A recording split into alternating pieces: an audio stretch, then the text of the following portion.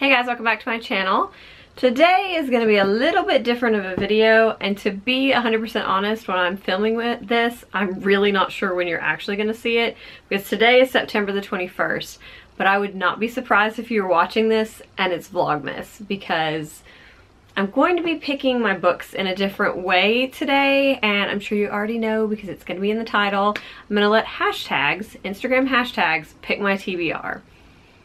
I'm a little nervous because I am very much a mood reader, and I have been this year sticking mostly to my physical TBR, so the books that I already own, and trying to cut down on buying books to get my TBR smaller by the end of the year. But I kind of already decided that September was going to be a little bit of a free-for-all. So I decided to do this video started in September so that I can add those to the books that I might buy. Also want to make sure I'm taking advantage of my library and the audiobook apps that I use. But ultimately I am going to let Instagram hashtags pick the TBR. I am not going to have a whole lot of rules, so I'm not going to have it where it's like the first book or anything like that, or that it can't be a book I've heard of. Really, I'm just going to scroll down through there, click on a few, and decide what I want to read, because I do want to pick things that I actually want to read, and I want to try to go for things that I've never read before or never heard of before. Well, definitely that I've never read before. I'm not going to be picking any books that I already read, but I want to pick books that maybe I haven't heard of before, or authors I haven't heard of before, that kind of thing.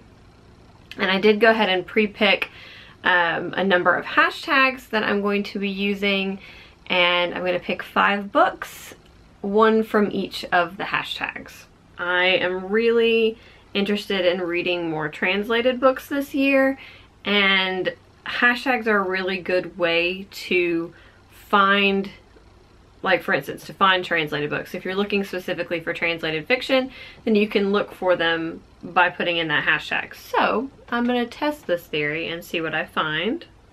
I already do see The Winter's Promise, which is a book that I am super interested in, so that is definitely a maybe, because I really want to read that, but at the same time I really want Europa to come out with the paperback version with the French flaps, because for some reason this one is in hardcover, which I think is really strange. This book is on here twice. So The Convenience Store Woman.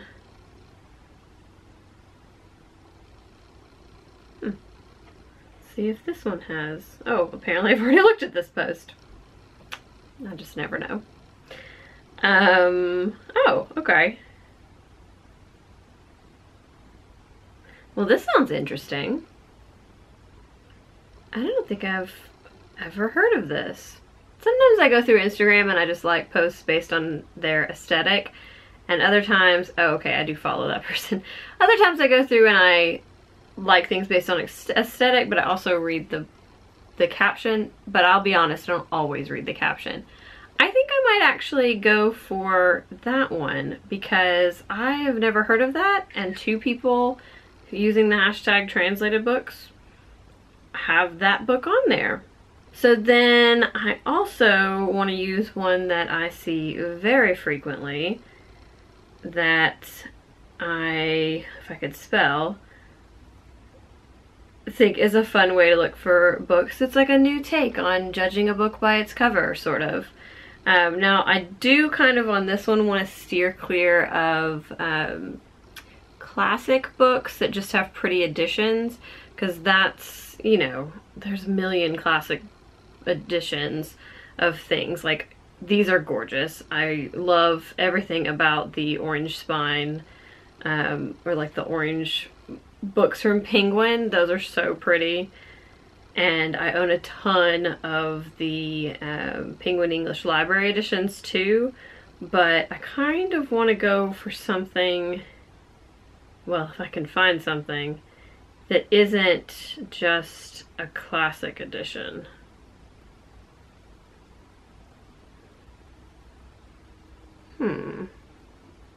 Do need to read Artemis.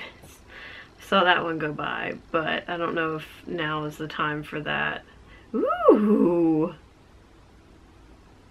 Ooh, I like that. What is this book? Oh, this is somebody's... Oh.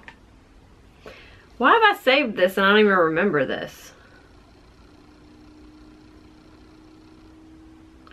Oh, they're short stories and it's a debut author. Ooh, I like that one. I think I'm gonna do that one. So next up, I want to do currently reading. Just pick something that somebody is currently reading. Maybe it's a new edition, and let's see what we can find on the recent tab. Because I was sticking to the top tab there for a little while, but let's see if we can find anything on the recent tab that looks interesting. Definitely don't want to get into the Name of the Wind.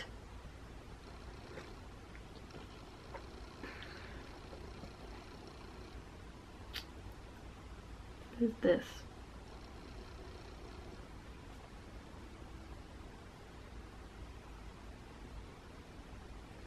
Like when somebody starts a review with 2 things I didn't like about a book.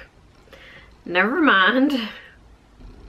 Oh yeah, everybody's reading that wild card book and I still have never read Warcross. Oh, yeah, no, we're going with this. This is one of my most anticipated books of the fall and I really, really want to read this. So we are definitely going with that one.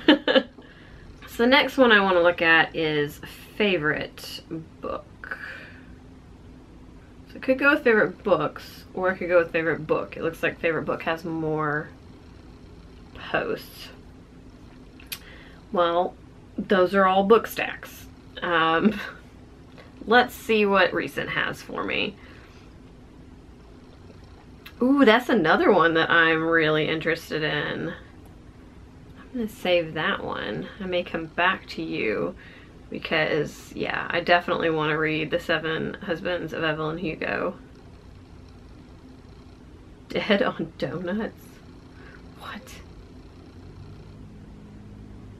Oh, Coffee Shop Mysteries. That's funny. I don't think that's my jam, but that's funny.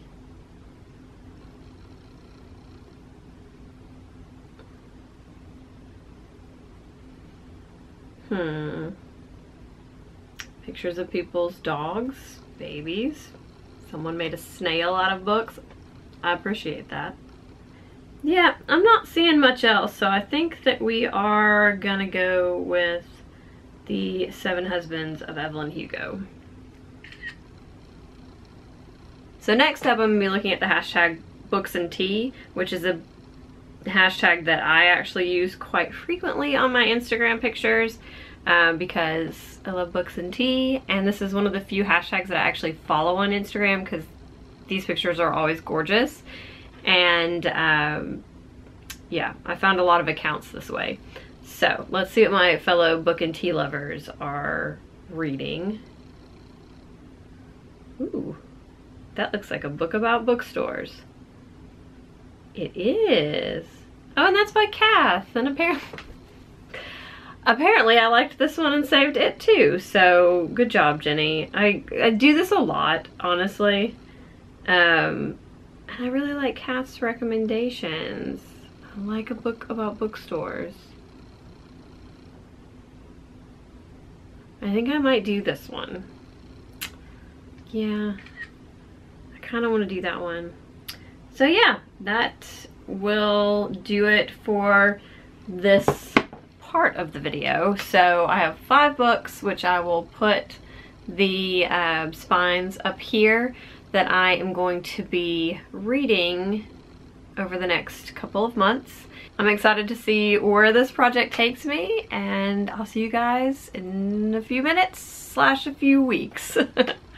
So it has been about 2 months since I filmed the first half of this video, and I have read all of the books that I picked through the different hashtags, and the results kind of surprised me. So basically I gave all of these books, I gave all of these books except one 4 or 5 stars. The one that I did not give 4 or 5 stars to was the one that I expected was going to be a 5-star read. So that was a little shocking. We'll get into that in a minute, but I'm gonna go in the order of which I read these and tell you a little bit about them and how I felt about them. So the first one that I read was The Convenience Store Woman, and this was so charming. I think I've talked about it before in another video in a wrap-up, but this was just such a unique perspective. So it is translated from Japanese, and it is about a woman who works in a Japanese convenience store whose family basically thinks that, you know, she's needs to either get married or get a real job, and she doesn't really want either of those things. So it's an interesting look into just her life from her perspective, and just somebody who is kind of outside of the norm of what society expects people to do, and how she sees the world and how she interacts with the world. And I just thought it was fantastic. So I definitely recommend this. It's a short little book. It's a great opportunity to pick up something translated if that's one of your goals before the end of the year. This was fantastic. Oh, and I did give this one 5 stars. Next up was this one, which I have out from the library. I will probably end up buying a physical copy of this, if I'm being honest, because this one was another 5-star read. This is adorable. So this is a story about a woman who, she's a librarian, and they're basically shutting down the libraries in her town and consolidating them into one central mega library that's focused on technology and just tech initiatives. And so there's not really any place for all of these librarians who aren't interested in that and who are just in it for the books. And all our main character has ever wanted to do is just recommend books. And she has a dream to have her own bookstore, but she thinks it's so far-fetched, and so she's just, you know, convinced that that's not something that she can ever achieve. And she ends up deciding on a whim that she's gonna go look at this vein, that she might turn it into a traveling bookshop. And so she goes up to Scotland, I believe it is. I don't know, I can't find it, but basically she goes up to what I think is Scotland in the middle of nowhere, and she ends up falling in love with this town and the people, and they have had their libraries closed, and so they end up really welcoming her and being very excited about her bookshop. And it's just this super charming, adorable story about community and the importance of books in our community, and just a look at this rural town and the way that life is there. And I loved it so much. So this one was definitely a 5-star. I listened to the audiobook of this as well, and the audiobook is fantastic. I can absolutely recommend it also. Next up, I picked up this gorgeous book, which obviously was my selection from the beautiful books hashtag. And this ended up being so wonderful. So this is a short story collection that revolves around the lives of Indian Americans, and it told stories from a lot of different perspectives, so male and female, young, mostly I would say they were in kind of like the young adult years. I'm trying to think of if any of them were really from a young perspective or an older perspective, and I don't think they were, but this was really just kind of eye-opening, and I found the writing style to be incredible, and I found most of the stories to be very engaging, interesting. I definitely learned things. There were maybe two stories that I didn't really get along with. I had sort of a feeling in some parts of this that the treatment or the attitude towards women wasn't the greatest, and then there'd be another story where you didn't see that. So I still have mixed feelings on that front as to whether or not there was a little bit of I guess, cringy treatment of women and young girls in this. As far, when I say that, I mean seeing women as objects, or quite a few of the women in this collection being either promiscuous or mean-spirited, and just like not, like, it didn't portray women in a particularly flattering light a lot of times, but then there were other women who were, you know, portrayed in a fantastic light, and I think the men were equally portrayed in a non-flattering light and in a flattering light. So I ended the book feeling like there was enough balance that it wasn't something problematic, but I would say that there were times that I felt a little bit uncomfortable with the way that women were portrayed. There is a short story collection in here, and I wish I had, or sorry, a short story in here, and I wish I'd marked it more than just on the little sticky note at the front of the chapter. But there is a one of the short stories that definitely I had trigger warnings for marked, so I'll put that down in the comments so that if you do pick this up, you'll know going into it which one of the stories you may either want to skip or go into with hesitation. So I will put that down in the comments below. This I did give 4 stars, mostly, I guess basically let me explain that when I read short story collections, I go through and I tab each story, and then I pull that tab down and I note how I rated that story, and then I go back and average them all together, because I feel like that gives me the most accurate feeling of how I felt about it, instead of getting to the end and then trying to think back on how I felt about each individual story.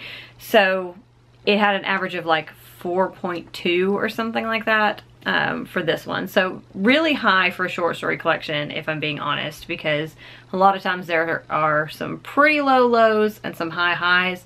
This one had mostly high ratings for the stories. And then I absolutely fell in love with this next one. So I had always intended to pick it up, but I just kept putting it off for whatever reason. Even though everything about it was so much in my wheelhouse, I was just terrified that I was gonna be that one person that didn't like it, and I was wrong. This is fantastic. So, honestly, we're not done with the year, but this is probably my favorite book of the entire year, because there is so much layer and depth and just hard-hitting issues dealt with this in such a way that is so approachable and also relatable. And I just 100% fell in love with this book. So the whole premise of The Seven Husbands of Evelyn Hugo sorry, the whole premise of The Seven Husbands of Evelyn Hugo is this big Hollywood starlet who is kind of like a sex symbol, Marilyn Monroe-esque, and it's about her different relationship with these 7 men over her life. And it is told from, so you have a modern perspective where this journalist has been handpicked by Evelyn to write her biography, essentially. The journalist has no idea why of all people she picked her.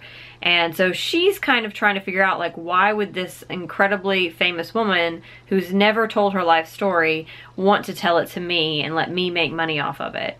And so there's that thread running through that you're kind of trying to figure out, like, somehow these two people are connected, but how? And I can honestly say I did not see the how coming. It shocked me, and I listened to this on audiobook, and I was listening to it at my desk at work, and I just sat there with my hand over my mouth, just staring, like in complete shock, just flabbergasted. So that was a really interesting twist, and I loved that this included different sexuality representations throughout the characters, so it's weaved throughout, and I really thought that this did a great job of dealing with bisexuality. So just the reality of anybody who can pass that's bisexual, anybody who has ever been in a relationship with someone who was jealous of the other gender because of that person's bisexuality.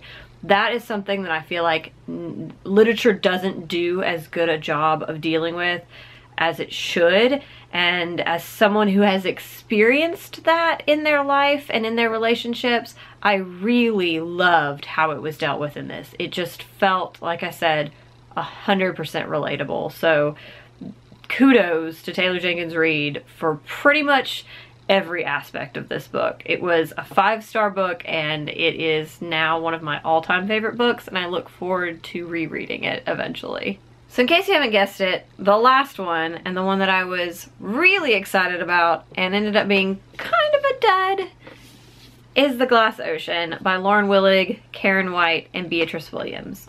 So, I love Lauren Willig. I have liked or loved everything she's written. I read one Beatrice Williams book and I hated everything about it. I DNF'd it not even halfway through. And I've never picked anything else up by her alone. And I've never read anything by Karen White, so I don't have any strong feelings one way or another about her. I have read the previous book that they did together, which was called The Forgotten Room, and I enjoyed that one. So I went into this cautiously optimistic. I was excited about the premise. It's set on an ocean liner, kind of like the Titanic. It's set on the Lusitania, and it's during the First World War, so it has that as a backdrop. It has all of this opulence and just over-the-top glamour of the upper class in the 1900s, 1910s, and I was super excited. So I got into it. I was a little perplexed. You have the initial storyline, which is the modern perspective, where this girl is rushing to a book club. She wrote a book. She's talking about her mom who has dementia, and she's also talking about needing to write a new book and what is she going to write it on situation. So it kind of sets up that the historical perspective is obviously going to be what she's writing her new book about. So then we get into the historical perspective, and you have two perspectives, Tess and Caroline, that are running side by side. So they're in the same time frame on the Lusitania, and they kind of intertwine. So you have Tess, who is this kind of poor, riffraff kind of character. Please ignore the cat. Who is in the middle of like a heist. So she and her sister are trying to pull off a heist situation, or a theft situation. And then you have Caroline, who is one of the, you know, upper class. She's traveling. She doesn't really want to be on this ocean liner, but she's there because her husband has business, and she has sort of like a side romance with this other character. And honestly, if that sounds confusing, that's not even half as confusing as the book itself was, because you just end up with this mishmash of these intertwined characters, where you have this one guy who sort of has a relationship with these two, and then you have, you know, this woman who has a relationship with two other people, and so Tessa's trying to rob Caroline, and then you have like German spies thrown in, and you have, you know, just all sorts of things. There was this weird thing where like one of the characters is an artist, and it was sort of like they were going towards the whole like Jack and Rose situation, and then they pulled back, and it just did not work for me. The historical perspective was hard to follow. It was messy. It was kind of annoying. And the modern portion had this crazy insta-love where 1 second the main male protagonist really doesn't want anything to do with the female protagonist, and then suddenly 10 days later they're in love. Like, it just didn't make sense. Like, nothing about this made sense. I ended up giving it like, I think I gave it 3 stars on Goodreads, but it was more like 2.5 stars. It was just not good. Like, not good. And it didn't even, like, the sinking of the Lusitania is super interesting, and there was so much that could have been done and dealt with there that just wasn't. Like it just felt like a cheap try at this type of book. So no, don't recommend this at all. Really didn't like it. So that is it. These are the 5 books that were selected for me by Instagram hashtags, and I would call this project a success. I might even do it again, because out of 5 books, 3 of them were 5 stars, 1 was a 4-star book, and the other one was a 2-star book. But of the ones that I rated highly, I found probably my all-time favorite book, and then 3 books that I definitely found something very educational, interesting, comforting, just all around a good selection of books that I'm really, really happy to have read. So I would call this a success, absolutely. So if you have any recommendations for other videos like this that I could do, I would totally be down for that, because this was such a success, I kind of want to do it again. Otherwise, if you've read any of these books, definitely let me know in the comments below. I would love to talk about any of them. And as I've said before, if you don't have anything to say, but you just want to let me know you are here, you can leave an emoji in the comments. I love seeing who's watching my videos, and I will see you guys next time. Bye!